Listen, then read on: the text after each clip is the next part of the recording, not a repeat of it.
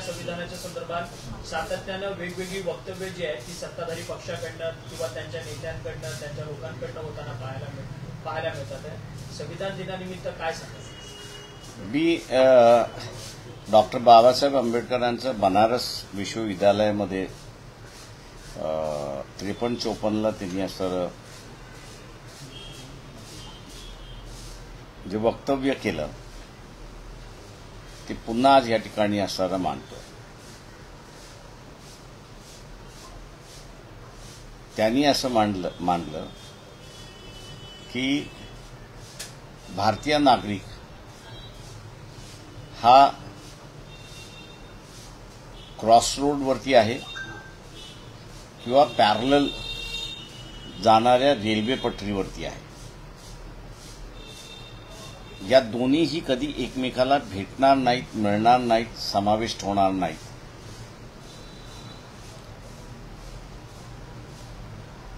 आणि म्हणून भारतीय जनतेने ताबडतोब निर्णय केला पाहिजे की त्यांना संविधानाचा मार्ग म्हणजे समतेचा मार्ग, बंधुत्वाचा मार्ग, स्वातंत्र्याचा मार्ग, अभिमानाचा मार्ग हा स्वीकारायचा आहे की मनुस्मृतीने दिलेली व्यवस्था, अपमानित व्यवस्था की ज्याच्यामध्ये एकमेकांचा द्वेष करणं हा समाविष्ट आहे, एकमेकाला न स्वीकारणं हा त्याच्यातला मार्ग आहे. हे दोन मार्ग आहेत.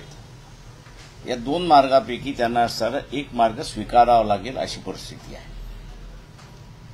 आणि त्यांनी असं म्हटलं की हे दोन्ही मार्ग पॅरलल आहेत किंवा क्रॉसवरती आहेत. जेवढ्या लवकरात लवकर भारतीय जनता याच्यापैकी एक मार्ग स्वीकारेल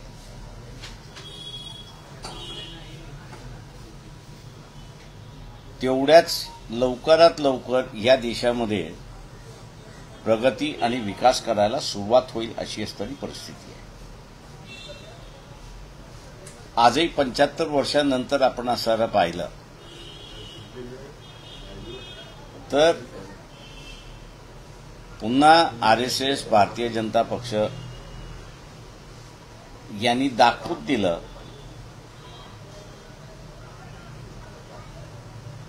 की जे त्यांनी 1950ला नागपूरला केलं,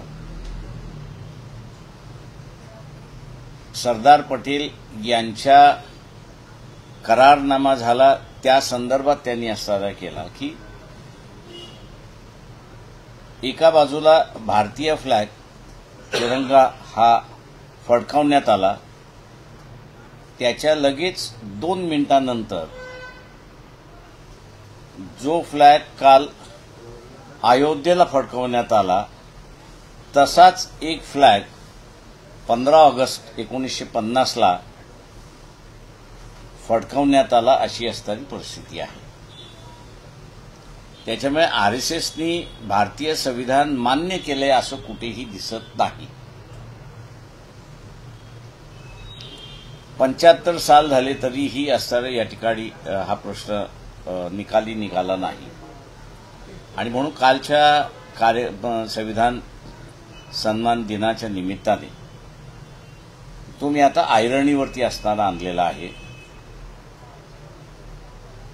की संविधानवादी एका बाजूला आणि संविधान विरोधी एका बाजूला हा कुठेतरी एकदा फैसला झाला तर मी असं म्हणेन की आज आपली असणारी इंडस्ट्रियल किंवा मिलिटरी डिपेंडन्सी ही दुसऱ्या देशांवरती आहे आणि ते आपल्याला असणारं एक्सप्लॉइट करतात आहेत, त्याला कुठेतरी असणारं फुल स्टॉप घालता येईल अशी असणारी परिस्थिती आहे. मी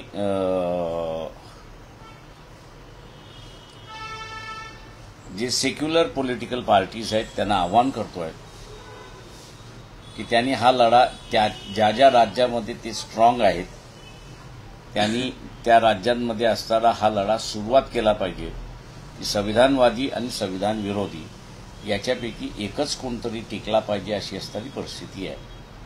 आणि ती मला वाटतं जेवढे लवकरात लवकर निर्माण होईल तेवढं मी असताना मानतो की देशाच्या हिताचं आहे अशी परिस्थिती आहे. पण मग कालचा जो झेंडा फडकवला गेला तो जाणीवपूर्वक त्यासाठी कालचा दिवस हो, निवडला गेला असं तुम्हाला म्हणायचं? जाणीवपूर्वक निवडण्यात आला, जाणीवपूर्वक तो करण्यात आला. म्हणून मी आपल्या सगळ्यांना असताना म्हणणार आहे की 1950चं नागपूरमध्ये केलेलं फ्लॅग होइस्टिंग याचं दूरदर्शनकडे रील्स आहेत त्या काळच्या, त्या आणि कालचं झालेलं असणारं जे आहे ते लोकांना फक्त उजाला करण्यासाठी, माहिती होण्यासाठी की ह्यांनी अजून ते भांडण मिटवलेलं नाही हे दिसतं. तर पण अशा पद्धतीने पंतप्रधान मोदी असतील किंवा राष्ट्रीय स्वयंसेवक संघाचे सरसंघचालक मोहन भागवत हे त्या कार्यक्रमाला उपस्थित राहतात आणि अशा पद्धतीने मोठा धर्मध्वज जो फडकवला जातो म्हणजे कुठेतरी हिंदू या देशामध्ये मोठा डॉमिनंट आहे हेच दाखवण्याचा उद्देश आहे का? नाही, माझं म्हणणं असं आहे की हिंदू इथे डॉमिनंट आहे. दुर्दैवाने मी असं म्हणेन की यांचा पास्ट इतिहास जर आपण असताना बघितला तर इथे युतीचं सरकार असं जर म्हटलं आपण पहिलं 1935 साली 30 साली ब्रिटिश इंडिया ऍक्ट मंजूर झाला आणि त्याच्या खाली पहिले इलेक्शन झाल्या. त्या पहिल्या इलेक्शन्समध्ये युतीचं सरकार अशी जी कन्सेप्ट आली त्या कन्सेप्टमध्ये मुस्लिम लीग आणि हिंदू महासभा, मुस्लिम लीग आणि हिंदू महासभा यांचं 3 राज्यांमध्ये मिलीजुली सरकार होतं, म्हणजे अलायन्स गव्हर्नमेंट होता. त्याच्यामुळे असणारं हिंदू महासभा त्या काळची आणि त्यावेळेची RSS हे दोन्ही एकच संघटन होतं. त्याच्यामध्ये काही हे नाही, दोन्ही एकच संघटन होतं, फक्त दोघांचा रोल ब्रिटिशांच्या ह्याच्यामध्ये वेगळा होता. आज जो मुस्लिम द्वेष सांगत आहेत तो सत्ता स्थापन होताना त्यावेळेस दिसत नव्हता अशी परिस्थिती आहे. त्याच्यामुळे असणारं दाखवायचे दात वेगळे आणि खाण्याचे दात वेगळे अशी असणारी परिस्थिती आहे. सर, मुंबई महानगरपालिका आणि त्याचसोबतच इतर महानगरपालिकांच्या निवडणुका आता होऊ घातलेल्या आहेत. सगळ्या महानगरपालिकांमध्ये सध्या मतदार यादीचा घोळ जो आहे तो मोठ्या प्रमाणात समोर येताना पाहायला मिळतो. एकट्या मुंबईमध्ये जवळपास 11 लाख मतदार हे सगळे वाढलेले आहेत अशी सगळी मतदार यादीमधनं माहिती समोर येते. स्वतः मुंबईच्या माजी महापौर राहिलेले आहेत किशोरी पेडणेकर, त्यांचं देखील दुबार मतदार यादीमध्ये नाव नोंदवलेलं आहे, त्यांचं नाव आहे दुबार मतदार. म्हणजे थोडक्यात ज्यांच्या नावाच्या पुढे स्टार असणार आहे अनेकांना अशी भीती वाटते की त्यांना मतदान करता येणार नाही आणि जाणीवपूर्वक विरोधकांना डावलण्याचा हा एक प्रकारचा डाव असल्याचं म्हटलं जातं. ते ज्यांच्याकडे मला वाटतं जे काही इलेक्शन कमिशनच्या अधिकाऱ्यांकडून मी जी काही माहिती घेतली त्याच्यामध्ये ते म्हटले ज्यांचं स्टार आहे त्यांच्याकडून लिहून घेतल्या जाणार की ते मतदान कुठे करणार हमीपत्र, आणि एकदा का ते आम्ही त्यांना म्हणतोय ते ॲफिडेव्हिट स्वरूपामध्ये घ्या. जे ॲफिडेव्हिट स्वरूपामध्ये घेतलं तर मग खोटं ॲफिडेव्हिट दाखल केलं म्हणून 2 वर्षाची सजा त्यांना होऊ शकते आणि कुठेतरी बंधन बसेल अशी असणारी गोष्ट. पण माझ्या दृष्टीने असणारं जे आहे ते की एक ॲप डेव्हलप झालेलं आहे की जे ॲप त्या मतदारसंघामध्ये डबल नावं शोधून ते इलेक्शन कमिशन पुढे ठेवू शकतात. तो ॲप इलेक्शन कमिशन वापरत का नाही. पुढच्या आठवड्यामध्ये कदाचित माझी असणारी एक नवीन प्रेस कॉन्फरन्स असेल आणि हा जो SIR असं जे चाललेलं आहे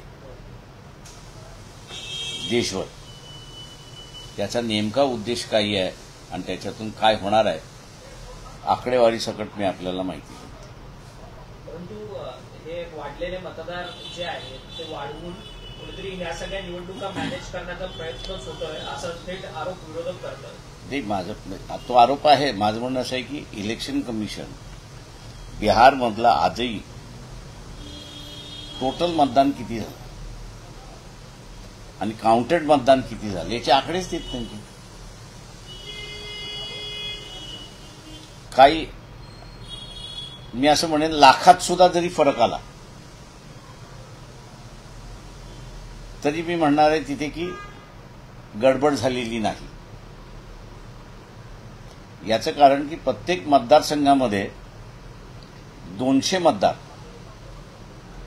याचं डेमॉन्स्ट्रेशन आहे. आता 200 मतदार मल्टिप्लाइड बाय 243 कॉन्स्टिट्युन्सीज आपण असं धरलं तर ते बाद केलं पाहिजे. वेगळा काही जणांनी ते डेमॉन्स्ट्रेशनच्या ह्याच्यामधलं वापरलेल्या मशीन्समधलं क्लिअर बटन जे दाबलं पाहिजे कदाचित दाबलं नसेल. मी असं म्हणतो सगळ्यांनीच दाबलं नाही. तेव्हा इलेक्शन कमिशनच्याच माहितीप्रमाणे 200 into 243 कॉन्स्टिट्युन्सी हे मल्टिप्लाय केलं तर जेवढी मतदान तुम्ही बाद करा. उरलेल्या मतदान जास्ती कसं झालं याचं एक्सप्लेनेशन देणं गरजेचं आहे. किंवा तुम्ही आता असणारा लॉर्डशिप कुलकर्णी जे आहेत त्यांना असणारं तुम्ही विचारलं पाहिजे आणि तुम्हाला विचारायला काहीच हरकत नाहीये की तुम्ही महाराष्ट्राच्या इलेक्शनची पिटिशन फेटाळलीत कारण त्याला ज्युरिडिक्शन नाही. पण इलेक्शन कमिशनने म्हटलं आमच्याकडे डेटा नाही, कुठलाच डेटा नाहीये. याच्यावरनं इलेक्शन कमिशन कसं हे म्हणू शकतो की फ्री अँड फेअर इलेक्शन झाल्या म्हणून.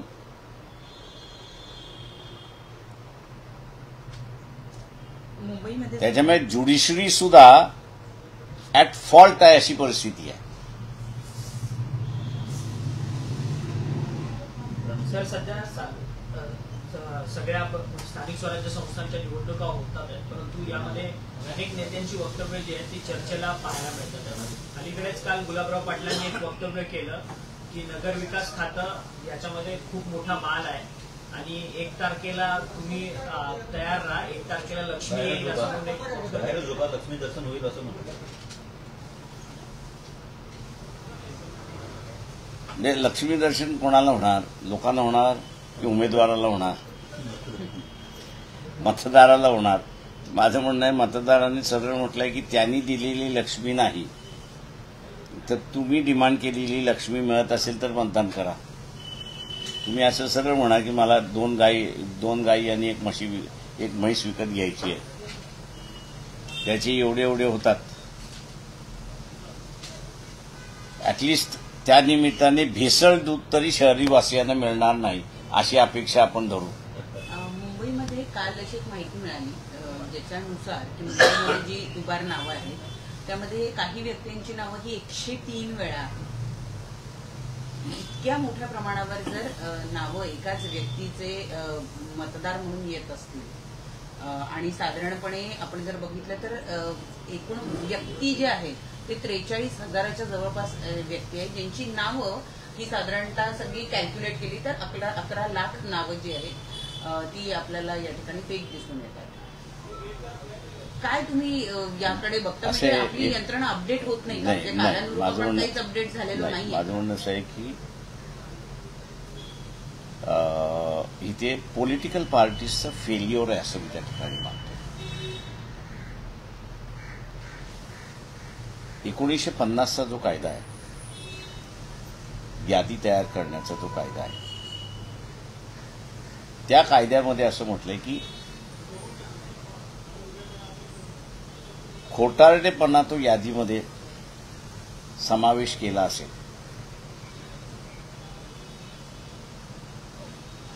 तर त्या अधिकाऱ्यावरती तुम्ही कारवाई करू शकता. त्या अधिकाऱ्याला कुठलंही सेंट्रल गव्हर्नमेंट स्टेट गव्हर्नमेंटचं प्रोटेक्शन नाही.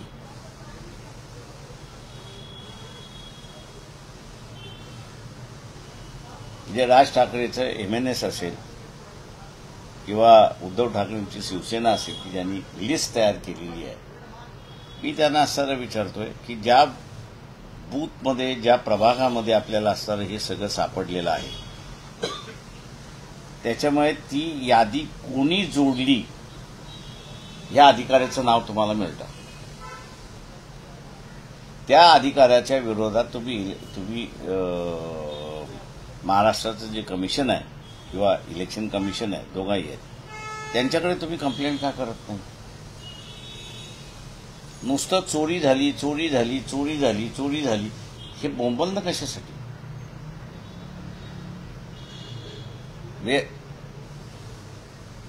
इथे कुठेतरी मला कॉम्प्रोमाइजचा वास येतो की सरकारच्या विरोधात आपण असणारा म्हणजे हा बेनिफिट सरकारलाच होणार.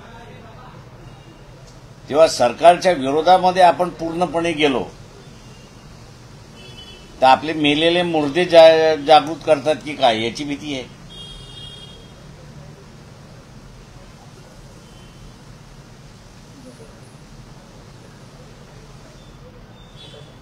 त्याच्यामुळे अर्धवट लढा हा जो आहे हा धोक्याचा आहे असं मी त्या ठिकाणी तो पूर्णत्वाला घेऊन गेला पाहिजे. त्याच्यामुळे मनसे असेल उद्धव ठाकरे असतील त्यांच्याकडे जो डेटा आहे आणि ज्या प्रभागामधलं त्यांना सर मिळाले आणि त्या प्रभागामधनं ज्या बूथवरती त्यांना मिळालेला आहे त्या बूथचा अधिकारी हा आयडेंटिफाय होऊ शकतो.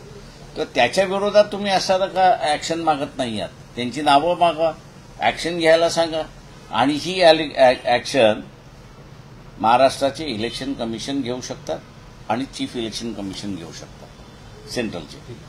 त्यांना सरकारची परमिशनची गरज नाही. सर तुम्ही विधानसभा निवडणूक आणि लोकसभा निवडणूक ही गॅस सिलेंडर या चिन्हावरती तुमचा पक्ष निवडणूक लढलेला होता.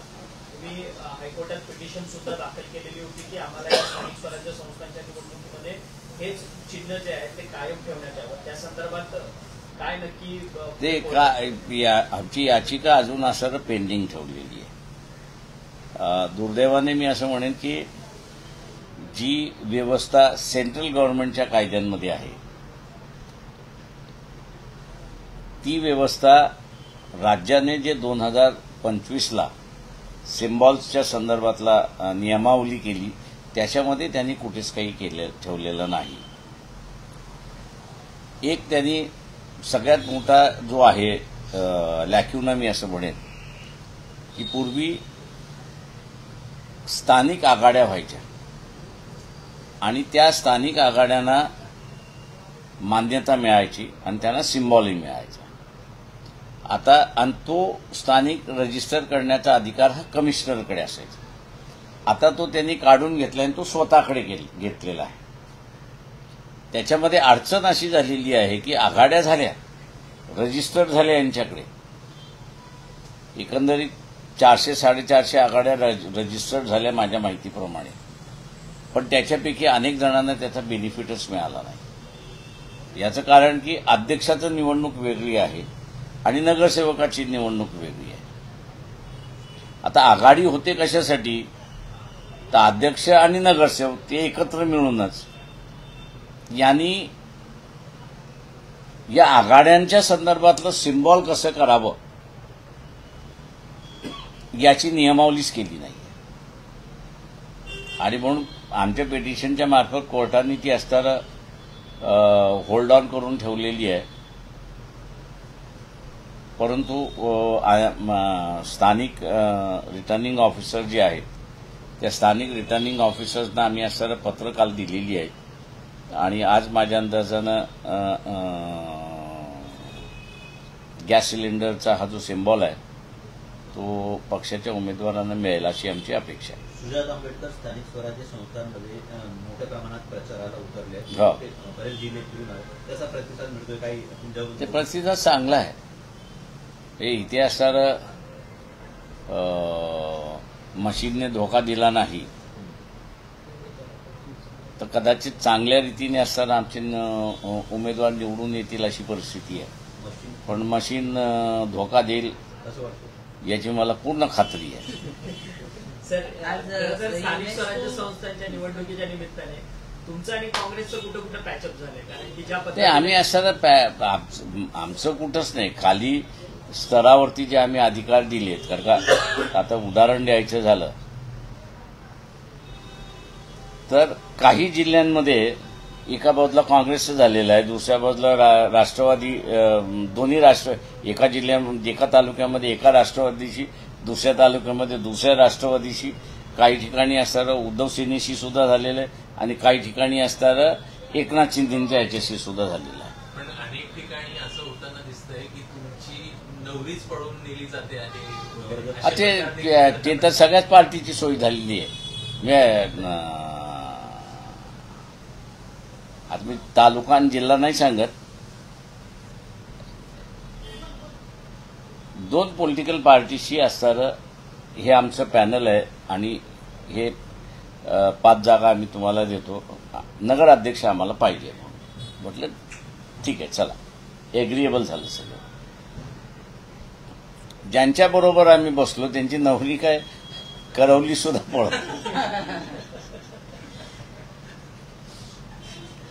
शेवटी ते 7 उमेदवारांपैकी आमच्या इथे 3च उमेदवार राहिले. त्याचे पळवापळवी फार झाली आणि उमेदवार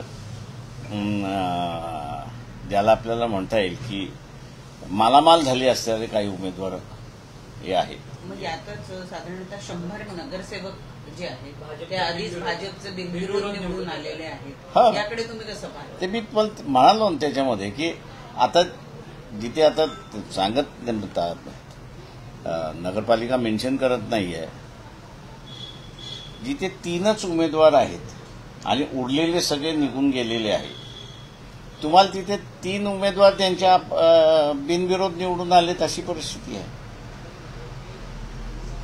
हे यावेळेस पैशाचा नुसतं उमेदवार पळवण्यापर्यंत नाही, पण सूचक जो आहे त्या सूचकाला सुद्धा 2-2, 3-3, 4-4, 5-5 लाख. एकाने मला फोन करून विचारलं, सर मी विड्रॉ होतोय. म्हटलं काय? 5 लाख मिळतात.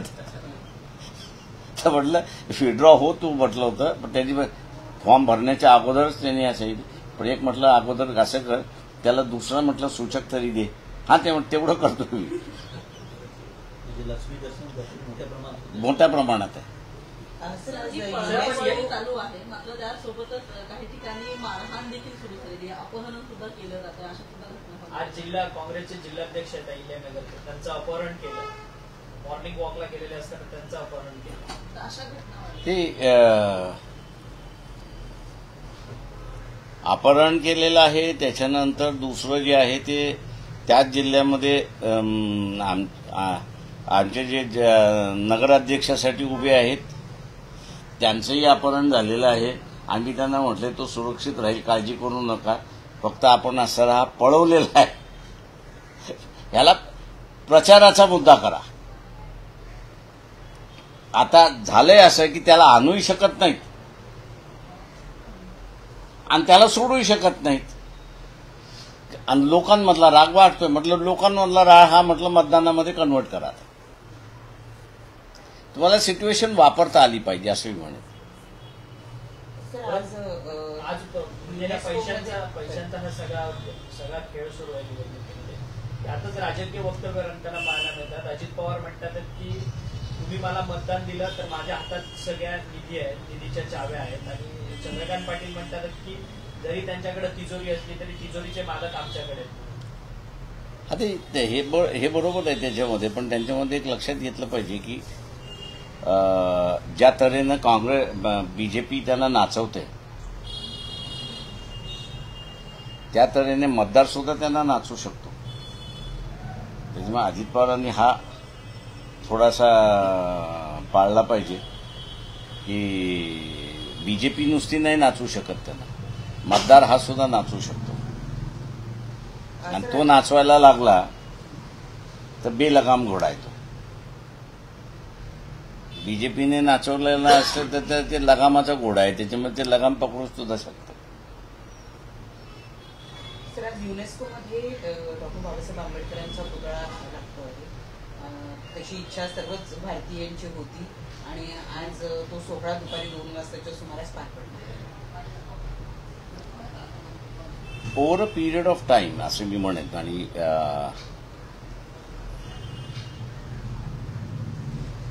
मी हे जे नेल्सन मंडेला यांचं असणारं आंदोलन यशस्वी झालं साऊथ आफ्रिकेमध्ये, बोथा सरकार जाऊन त्यांचं सरकार आलं आणि अचानकपणे जगामध्ये सोशल अजेंड्यावरती व्हॅक्यूम क्रिएट झाला की अख्खं जग ॲपॅटाईट काळा गोरा वादातून मिटला तो आणि जग बाहेर पडलं त्याच्यातून. त्याच्यामुळे आता आपण करायचं काय, यासाठी युनायटेड नेशन्समध्ये एक 7 वर्ष चर्चा होत एक नवीन थीम तयार झाली आणि ती म्हणजे elimination of all forms of discrimination.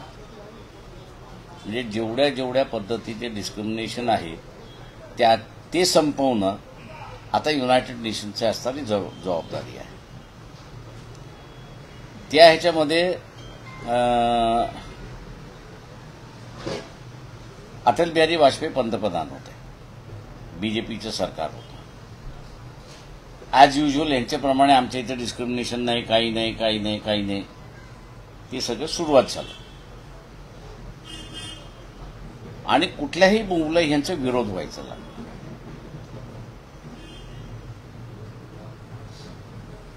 तेव्हा 167 नेशन्सपैकी जे मेंबर्स आहेत त्याच्यापैकी 111 देशाने आमच्याकडे काही प्रमाणात डिस्क्रिमिनेशन आहे असं मान्य केलं, पण ते रिझॉल्व्ह कसं करावं हे आम्हाला कळत नव्हतं. तर त्या ह्याच्यामध्ये आम्ही जे एनजीओ म्हणून होतो भारतीय म्हणून तिथे, ते आम्ही मग असं म्हटलं डिस्क्रिमिनेशन आमच्याकडे या पद्धतीचे डिस्क्रिमिनेशन या पद्धतीचे, पण आमच्याकडे कॉन्स्टिट्युशनल मशिनरी आहे की जी या डिस्क्रिमिनेशनला ऍड्रेस करत जाते. ती म्हटलं इफेक्टिव्ह नाहीये याचं एकच कारण की ती सेन्सिटाईज नाहीये. आम्ही आता प्रयत्न करतोय तिला सेन्सिटाईज करायला, आणि ती सेन्सिटाईज झाली तर त्याच्यामधला 5 वर्ष तिथे असताना चर्चा चालली त्या सगळ्या ह्याच्यावरती, आणि त्या चर्चा झाल्यानंतर मग त्यांच्या लक्षात आलं की ही सोशल लिडरशिप जी आहे ती भारतीयांनी घ्यावी जगभरातली. मी लोकसभेमध्ये सदस्य होतो म्हणून असताना अटल बिहारी वाजपेयींशी बोललोही की ही लिडरशिप येऊ शकते. आज म्हटलं होतं युनायटेड नेशनच्या त्या सगळ्या फोरममध्ये 135 देश म्हटलं माझ्याबरोबर आहेत. एक एनजीओ म्हणून आम्ही 135 देश आमच्याबरोबर घेतलेले आहेत, आणि त्यांचा एवढा विरोध आहे की तुम्हाला ते हाणून पाडतील त्या सगळ्या ह्याच्यामध्ये. पण जे काही फीडबॅक यांना जे होतं ते ॲडमिनिस्ट्रेटिव्ह फीडबॅक होतं, दुसरं काहीच फीडबॅक नव्हतं.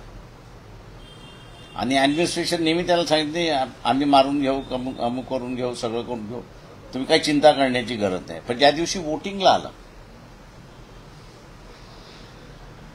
त्या दिवशी सुशील कुमार शिंदे होते तिथे, खास दूत बीजेपीचे, आणि मला म्हटलं का प्रकाशराव तुम्ही करणार काय? म्हटलं 137 बोटनी म्हटलं कॅरी होईल आणि तुमचं नाक कापलं जाणार आहे. मग तिथला असं सगळे हे आले की म्हटलं तुम्ही हे मान्य करणार असाल तर म्हटलं मी बैठक घेऊन काही स्टँड बदलायचं असेल ते. आणि मग असं ठरलं की elimination of all forms of डिस्क्रिमिनेशनला भारत सरकारचा पाठिंबा असेल, पण तो डर्बनमध्ये नाही, तो न्यूयॉर्कच्या जनरल असेंब्लीमध्ये असेल. म्हटलं आम्हाला अजेंडा आला पाहिजे त्या ह्याच्यामध्ये, आणि तिथून तो असताना एक्सेप्ट झाला अशी असणारी परिस्थिती आहे. आणि त्याच्यानंतर मग कन्सेप्ट ऑफ रॅपोर्टर्स ही निर्माण झाली, प्रत्येक देशामध्ये पाठवायचं. त्या ह्याच्यामध्ये ते बरेच जण त्या ह्याच्यातले भारतामधले येऊन गेले, स्टडी करून घेतले त्या ह्याच्यामध्ये, आणि तिथे मग एक दिसतं की युनायटेड नेशन्समध्ये मग हा जो सोशल रिफॉर्मचा अजेंडा जो घ्यायचा आहे तो सोशल रिफॉर्मचा अजेंडा अवतीभोवती जो फिरतोय तो बाबासाहेबांच्या अवतीभोवती फिरत होता आणि म्हणून त्यांचं एक 14 एप्रिलला पहिल्यांदा स्पेशल सेशन झाले, अनेक वर्ष झाली. आता त्यांनी तो डिसिजन घेतला की नाही आपण असं एक मॉन्युमेंट उभं करू, असं त्यांचा तो डिसिजन झाला. स्पेशालिटीचा खाजगीकरणाचा सरकारने घाट घातलाय, काय वाटतं? सुपर स्पेशालिटी बिल्डिंग ही जी आहे ना, गोरगरीब रुग्णांसाठी एक बनलेला मोठा प्रोजेक्ट आहे.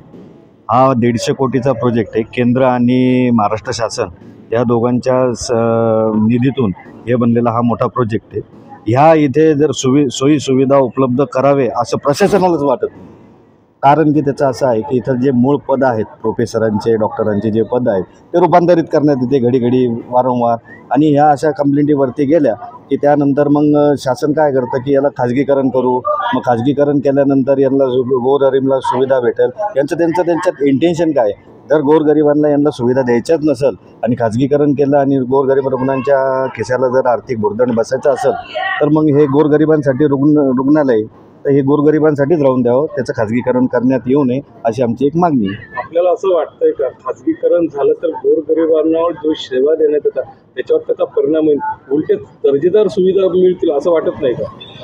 100% त्यांना गोरगरिबांना सुविधा भेटणारच नाही इथे. कारण की आता जसं हेगडेवाले आहे, सिग्मा आहे, MGM आहे, तिथं 10% 12% गरिबांसाठी बेड उपलब्ध राहतात. तसं इथं पण करतील आणि गोरगरिबांना तेवढे 10-12% इथं एवढ्या मॉब मराठवाड्यातून येतो, 10-12% जर त्यांना सोडायचं म्हटलं तर ते सोडूच शकत नाही आणि सगळ्यांना उपचार गरिबांना भेटेल अशी शाश्वती कोणीच देऊ शकत नाही. आपल्याला असं वाटतंय का खाजगीकरण म्हणजे याचं सरळ एखाद्याला दान देणं, दत्तक स्तोत्रासारखं याला कोणाच्या तरी जोडीत टाकणं असा हा प्रकार आहे? हा खूप मोठा डाव आहे शासनाचा, महाराष्ट्र शासनाचा.